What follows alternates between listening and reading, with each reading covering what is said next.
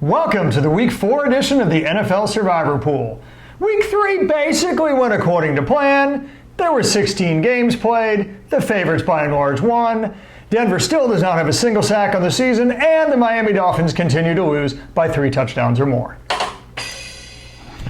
Week 4 slate is a much more interesting slate from a Survivor perspective. We'll talk to you about the tips and strategies, and of course, the teams we think you should pick in Week 4, all coming up next.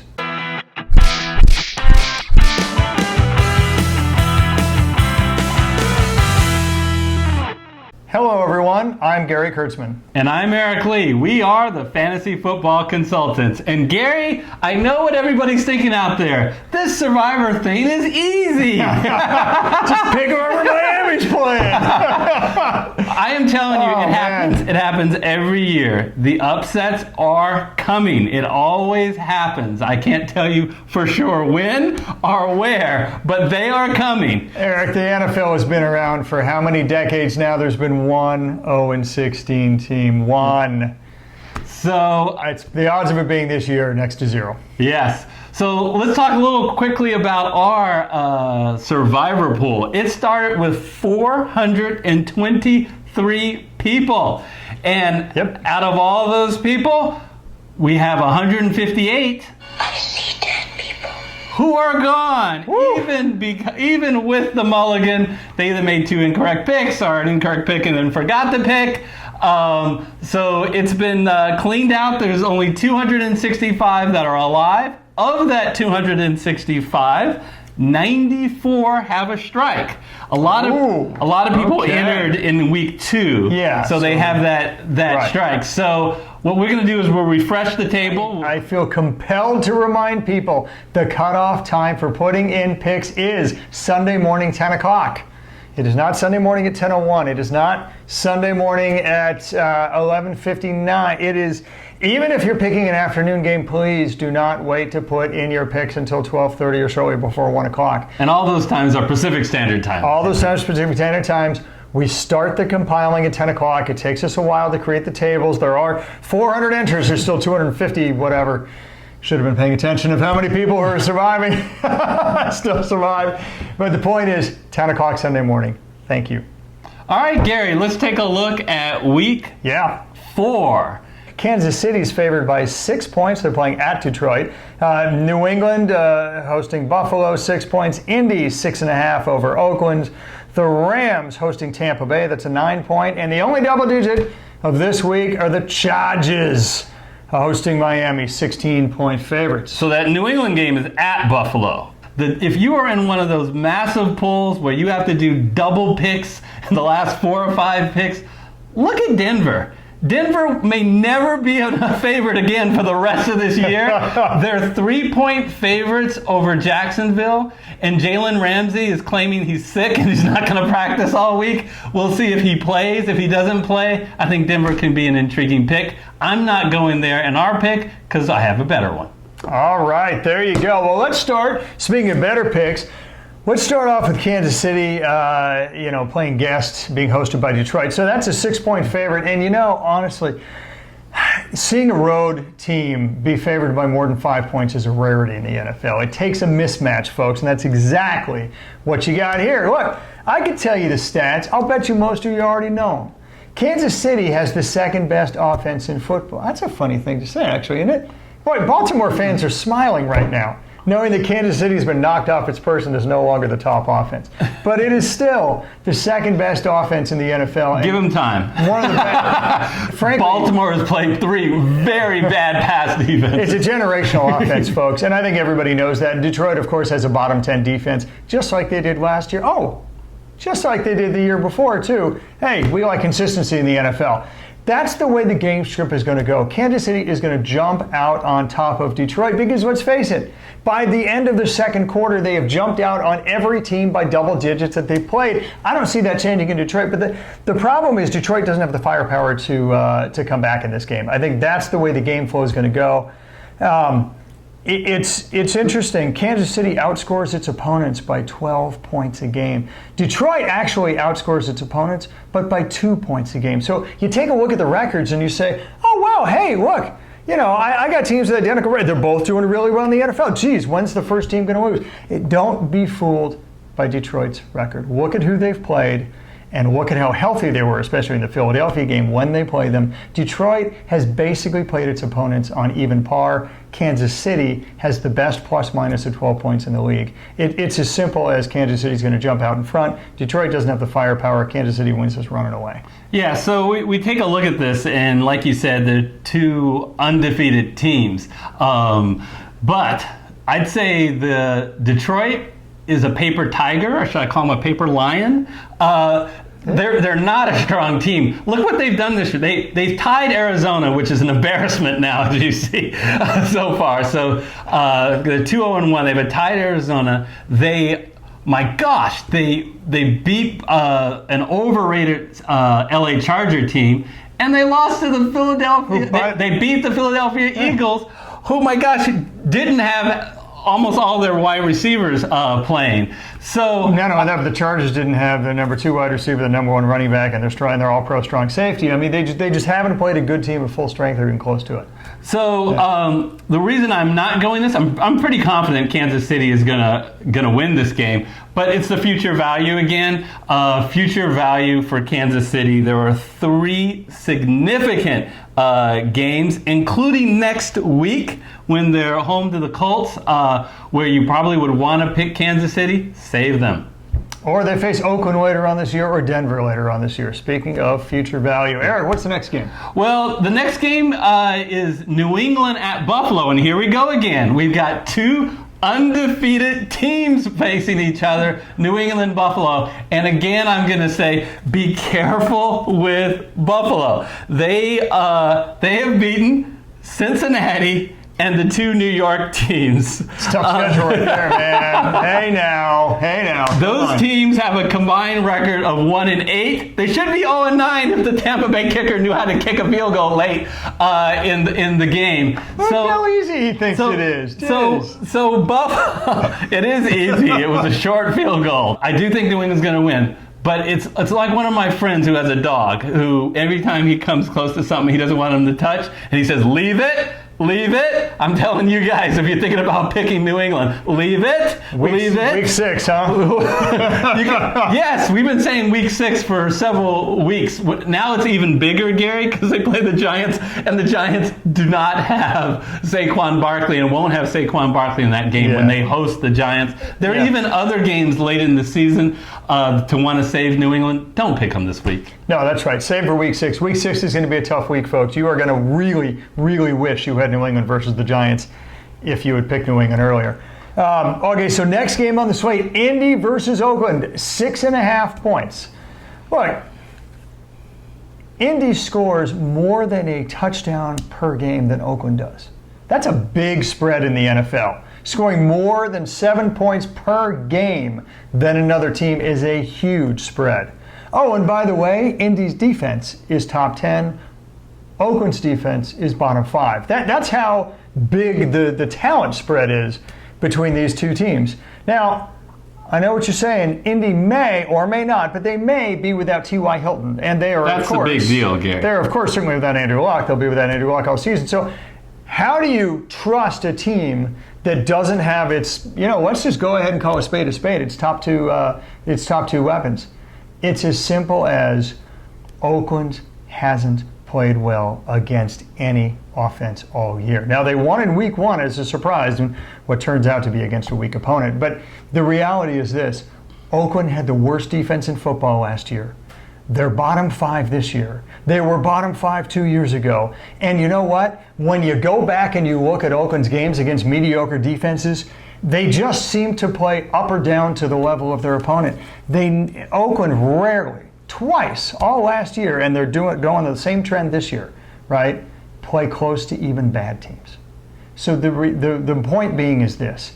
It's relatively easy to trust even a mediocre team against Oakland, and Indy seems to have lots of other ways to win. For instance, when T.Y. Hilton went down, they have a trio of receivers, none of which are household names, but all of which seem to step up and and catch for geez, well over 100 yards in 2 quarters in T.Y.'s absence. And of course, you've got Marlon Mack, who at this point is on pace to be in the top 3 rushing yards. So they have weapons, and with Oakland as your opponent, I think it's pretty easy to trust these guys. Gary? So crazy someplace else. We're all stuck. I love this. Okay, Point, come counterpoint. on. It's like the old Saturday Night Live. Give me a break. He's Jane, and I'm going to disagree potentially with you, and I'm going to disagree with the lines makers. Look at the 3 games we talked about before. I am more confident that New England and Kansas City are going to win their game than the Colts, even though the Colts are a slightly higher favorite. Do you agree with that? Oh, you can come back and tell me in a minute. Let me talk to you my about... My guess is they're all about the same. Let me take a position. Basically, they're all going to win. I would trust every damn one of them. Okay. I really would. Take a position. My position is they're all going to win. What more position do you want? All right, so here's the deal, folks. And it won't be close. And none of those 3 games will be close. I have the floor. Ask me a question. I'm taking back the floor. T.Y. Hilton is a big, big deal to not be playing. And that really drops my confidence. And you shouldn't be picking this game again. This is a terrible game to pick because, we've been picking Miami for a long time, but they play Miami in Week 10. No, of course. Future value. We've got 2 other games that we both think are better picks. That's why it's 3rd on our list instead of 1st. But I do think this game is last of the 5 games on my list. Indy has shown that their passing game continues to rev on without T.Y. Hilton, and Marlon Mack has been the 3rd highest yardage gainer as a running back in the NFL, and I don't see that changing. Certainly not against Oakland's bad rush defense. Bottom 5 in the NFL. Just to be clear, if I had a stay away game, this would be my stay away. Okay, there you go. You got both sides least of the, favorite of the of the game 5 here. What's our second favorite game? Okay, well, I don't know what your second favorite game is, but the lines makers' second favorite game is the LA Rams at home against the Tampa Bay Buccaneers. All right, my pick this week, it may surprise some people, it's not what the majority of people are picking, is the LA Rams. You're bucking the anti-Miami trend. I'm bucking the anti-Miami trend for this week. Week. Doesn't mean that I'm not allowed to go back later. It's just too easy, isn't it? That's the reason. So the LA Rams are playing at home. There's no place like home. There's no place like home for the Rams. Not only are they undefeated this year in just 1 game at home, Gary, they were 9-0, including the playoffs, at home last year. This LA Rams team is completely healthy and ready to go against the Buccaneers. What are the Buccaneers? They're 1-2. How did the Buccaneers do last week? They lost at home to the New York Giants without Saquon Barkley. Gary, can I repeat that? I lost at home to the New York Giants without Saquon Barkley. Barkley for a lot of that game. Absolutely unforgivable by the Tampa Bay Bucs. And on a personal note, Gary, I saw my psychiatrist, and he said, I need to face my fears. Last year, it's legendary. I got knocked out in week 1 of the Bulls because I picked New Orleans over the Tampa Bay Buccaneers, who were at home, big favorite. I'm not afraid of the Buccaneers. I am looking them square in the face and picking the Rams over the Buccaneers. I think the Rams are going to beat the Buccaneers. Just like we got a large slate of games this week where the favorite team is going to win, and I don't think it's going to be close. This is another one. But here's another reason why you might at least consider picking the Rams, because there's something wrong with them this year. Yes, they're 3-0, but Jared Goff can't throw long. I don't know why. He claims he doesn't have a shoulder injury, but he has one of the worst efficiency rates of any quarterback in the NFL throwing long this year, and if you watch him, you can just see it. Not only that, but Todd Gurley, Christ, they're giving him 10, 12 carries a game. Now, they say he's healthy. They say his knee is fine. Maybe this is game management, non-injury. I don't know what, but you've got your best 2 offensive weapons. One can't do part of his job throwing long. The other can't do part of his job staying on the field. I'm actually much more comfortable picking the Rams this week than I am in the future weeks, when I'll bet you the spread against almost every other game but one is going to be significantly smaller. I wouldn't trust the Rams in most weeks, so if you're going to pick the Rams, I think this is a great one. However, And I want to comment, and you will pick the Rams. You can't be in the survivor pool and not pick the Rams going 17 weeks through the season. So you might say, yeah, I agree with Gary on this one. I was actually surprised when I did the research. They don't have that great of a future value. There's really 2 weeks. Week 8, they host Cincinnati. But here's the thing. Week 8 is an easy week. There are other games that I like more that week, so I don't need them in Week 8. And then in Week 17, they host Arizona. But here's the problem. Week 17, they could easily have things clinched and play reserves. So I think you really don't lose much future value by picking the Rams this week. Or the 49ers could have things clinched and the Rams could just rest everybody because they're not in the playoffs. You never know. You're just truly enjoying the fact that the 49ers are undefeated. I am. And my comment Yes, to I you am. is enjoy it while you can. Yes, I am. Look, if you believe in the anti-Miami strategy, and I sure as heck do, my top team this week is the Chargers versus Miami. It doesn't get much easier. When Miami actually faces another bad team, you're going to see me come off the anti-Miami strategy. But this is a legendarily bad team. We tell you that every week, so I don't feel like I need to substantiate it too much. Look, the Chargers have the top 5 offense this year. The Chargers have a very good defense. Miami has the worst offense this year. Oh, by the way, they have the worst defense too. They've outscored 133-16. That's not a typo, folks. They're that bad. They're literally historically bad, right? So you don't need me to espouse any more data or any more anything than this. But I would like to say the Chargers don't have any better future value than this week, right? In fact, it's not even close. The Chargers are going to play some other winnable games, but they're not going to see a spread that's higher than half this spread for the rest of the year. So if you go by future value, if you go by the Vegas odds of winning, if you go by the anti-Miami strategy, if you go by just about any strategy you can possibly think of, it all settles back on the Chargers. Eric, they're my number 1 pick this week. All right, so you know I did not pick the Chargers, so I have to have a counterpoint to it. I guess we just throw out all the rules and logic to survivor pools now. Because there used to be a simple rule. You do not play a team that's on the road. You do not play a team that is under 500. You do not play a team who's missing their best player. You do not play a team who's missing a guy who is a really important ingredient in that offense. Gary, the Chargers meet all of those. They're on the road flying cross country to Miami. Yep. They are 1-2. Melvin Gordon is still not on the team. And Austin Eckler is the leading fantasy point getter in all of football. They don't miss him one bit. That is a bunch of crap. Because if you were going to tell me that the team of let me finish. If the team is, you were saying the team is as good with Jackson and Eckler as a combination with Gordon and Eckler, then So crazy someplace else. We're all stocked up here. The Chargers have a better offense this year statistically than they did last year. How do you attribute that? If they really miss Melvin Gordon, how is that possible? Okay. Every other piece is basically the same. Oh, except Tyrell Williams is also gone. The Chargers were 12-4 last year. They're 1-2. That may be, but they're scoring more points and getting more yards this year than they were last year. They scored 10 against Detroit, the only other game in which they were on the road. They literally have the number 5 offense in the NFL as it sits right now. Okay, so finishing my comment was, and they don't have Hunter Henry. So I'm going to talk about the Chargers' future value.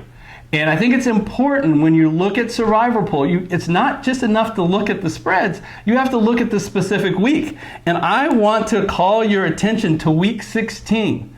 The best pick in week 16 is the LA Chargers against Oakland, when they'll likely have Melvin Gordon, when they'll likely have Hunter Henry. So that's one of the advantages of saving the Chargers. Now, for the hard part, I have to make... You got to survive all the way until week 16, by the way, which is not an easy thing to do. I have to support the fact that I am not picking Miami. So let me give you all the reasons why you should be afraid of picking Miami. No. Let me try. Why do you need to be a little concerned, instead of picking Miami, of picking the Chargers? That there is a possibility, besides just being contrarian, because 45% of the people are picking the Chargers. And you can make hay in your pool by picking the Rams, who are confident will win.